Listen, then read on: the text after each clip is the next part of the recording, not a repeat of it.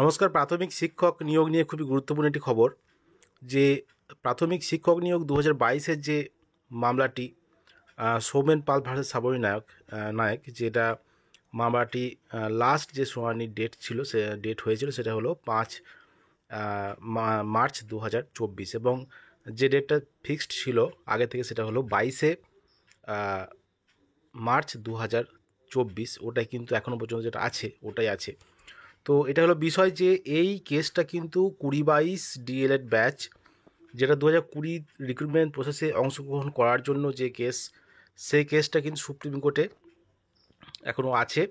তো 20-22 ডিএলএড ব্যাচের ইন্টারভিউ মহামান্য সুপ্রিম কোর্টের নির্দেশ মতো কিন্তু নিয়েছে পর্ষদ, এবং পর্ষদ ওই 22 তারিখে জানাবে, ওই 22 মার্চ জানাবে যে তাদের কি অবস্থান এবং তারা কোন পজিশনে আছে বা কি তাদের অবস্থান।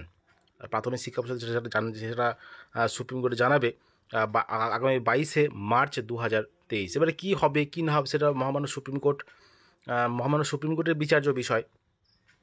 যদি 2020-22 ডিলেড ব্যাচ যদি সুযোগ পায় 2022-এর রিক্রুটমেন্ট প্রসেসে, যেহেতু 2022-এর রিক্রুটমেন্ট প্রসেস 29 সেপ্টেম্বর 2022-এ বেরিয়ে গেছিলো এবং তখনও কিন্তু তাদের ফাইনাল ইয়ারের পরীক্ষাটি হয়নি।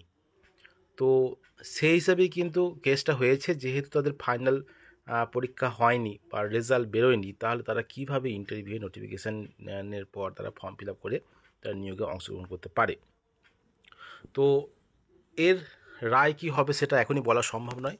তো রায় যাই হোক, তো যদি এটা রায় হয় যে না 2020-22 ডিএলএড ব্যাচ 2022 রিক্রুটমেন্টে অংশগ্রহণ করতে পারবে, তাহলে কিন্তু পরবর্তী সময়ে শুধু পশ্চিমবঙ্গ না, অন্যান্য রাজ্যেও কিন্তু এইভাবেই কিন্তু আবার সুপ্রিম কোর্টের কাছে করা হবে যে কোর্স কমপ্লিট না হলেও তারা রিক্রুটমেন্ট বসতে তারা চাইবে।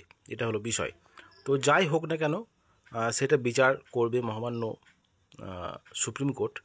তো দেখা যাক কি হয় এই মামলার গতি প্রকৃতি।